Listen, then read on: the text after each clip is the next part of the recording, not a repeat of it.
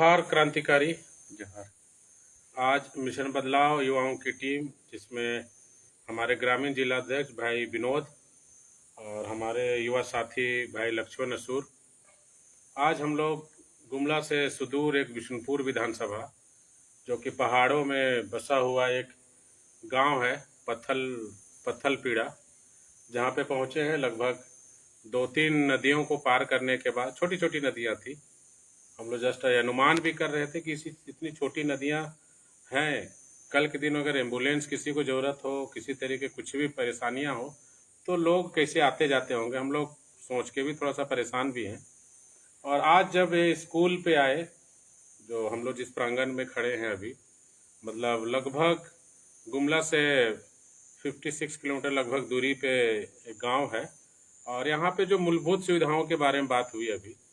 भाई लक्ष्मण असूर जो हमारे साथी हैं, उनके द्वारा भी बताया गया कि बिरसा आवास योजना जो है, बहुत सारे ऐसे जो यहाँ पे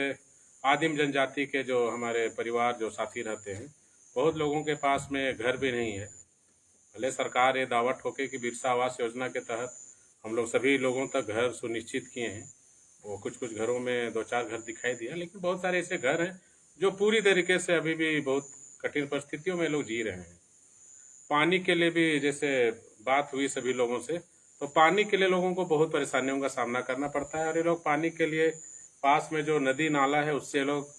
पानी पीते हैं और उसी से अपना जीविका भी चलाते हैं।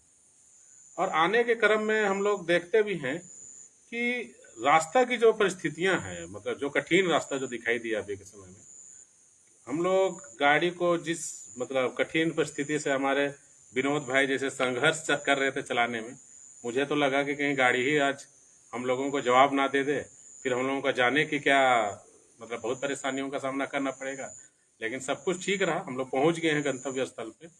और सहज का अनुमान भी लगा रहे हैं, सोच भी रहे हैं कि वैसे सुदूर इलाकों में एक ऐसा स्कूल जहाँ पे जो हमारे शिक्षक हैं,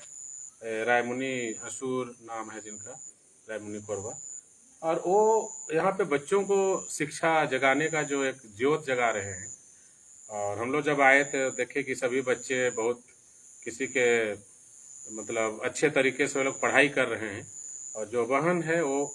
मतलब यहाँ से लगभग 3-4 किलोमीटर दूर, जस्ट इधर आप देखते होंगे, इधर पहाड़ से ऊपर वो पैदल जाती है, मतलब स्कूल अपने आने के लिए, फिर वो पहाड़ से नीचे आती है। तो डेली का उसका एक्टिविटी लगभग 3 से 4 किलोमीटर लगभग अपने गांव, 3 किलोमीटर तो हो जाएगा, हाँ, 3 किलोमीटर लगभग वो पहाड़ के ऊपर जाती है, फिर पढ़ाने के लिए फिर बच्चों को यहाँ पे आती है। जो पूरी तरीके से स्कूल जो अभी जैसे कठिन परिस्थिति में गुजर रहा है, आप देख सकते हैं बिल्डिंग कभी भी ढह सकता है। और जो बच्चे आ रहे हैं, लगभग 60-70 बच्चों का नामांकन है, बच्चे आते हैं, पढ़ के जाते हैं। और सहज का अनुमान, एक अंदाज भी लगा सकते हैं कि एक ही शिक्षक 5 क्लास तक के बच्चों को पढ़ा रही है। और पढ़ाने के बाद आप एक अनुमान भी लगा सकते हैं कि आज का जो एजुकेशन है, जहाँ पे बहुत सारे CBSE बोर्ड है, ICC बोर्ड है, बहुत सारे ऐसे बोर्ड है जहाँ पे बच्चों को जिस तरीके से तैयारी कराया जाता है, बच्चों का फ्यूचर अच्छा हो सके, बेटर स्कूलिंग हो सके, लेकिन हमारे जो अभी गांव के बच्चे हैं, जो हम अभी आदिम जनजातियों के बीच में पहुंचे हैं, वहाँ के बच्चे अभी भी इन फ्यूचर कैसे अच्छा शिक्षा ले सकते हैं, सरकार को इन विषयों पे सोचने की जरूरत है। नहीं तो हमारे बच्चे स्कूल तो पढ़ रहे हैं, लेकिन अगर बेटर स्कूल का जो बात किया जाता है, बेटर हेल्थ के बारे में जो बात किया जाता है, अगर इन सभी सुविधाएं अगर ये लोग महरूम हैं, कहीं ना कहीं सरकार को एक सवालिया चिन्ह भी है कि जितने भी ग्रामीण सुदूर इलाका है,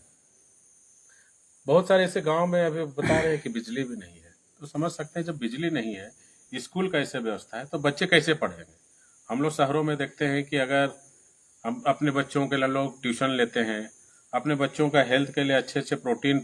से लेकर बहुत अच्छा न्यूट्रिशन फूड लेते हैं, लेकिन ये जो बच्चे हैं जो गांव पे है, बहुत कठिन संघर्ष कर रहे हैं, बहुत संघर्ष से अपने को लेके जा रहे हैं। तो निश्चित ही आने वाले समय में ये बच्चे हमारे झारखंड के लिए हम लोग एक आशा और उम्मीद भी कर रहे हैं, जिस कठिन परिस्थिति में आने वाले समय में आगे बढ़ेंगे और हमारे देश और हमारे राज्य का नाम रोशन करेंगे। क्योंकि जो विषयों को हम लोग लगातार लोगों तक पहुंचाने की कोशिश कर रहे हैं। झारखंड में जन मुद्दों को लेकर कभी लोग बात नहीं कर रहा है, ना जनप्रतिनिधि, ना यहाँ पे जो अलग अलग पक्ष विपक्ष के लोग, वे लोग कभी जन मुद्दों को नहीं सुलझाने की ओर कदम बढ़ा रहे हैं। तो हम लोग सभी गांव-गांव जाके लोगों को जगाने की कोशिश कर रहे हैं कि लोग जरूर जागेंगे और जन मुद्दों पे बात करेंगे, और आने वाले समय निश्चित ही समस्याओं का समाधान के लिए सरकार भी कृत संकल्प होगा और पक्ष विपक्ष इन मुद्दों को लेकर लगातार काम करेंगे। तभी झारखंड की दशा दिशा बदलेगी। और हमारे युवा साथी इसी मुहिम के साथ निकले हुए हैं। पुनः सभी साथियों को झारखंडी जोहार।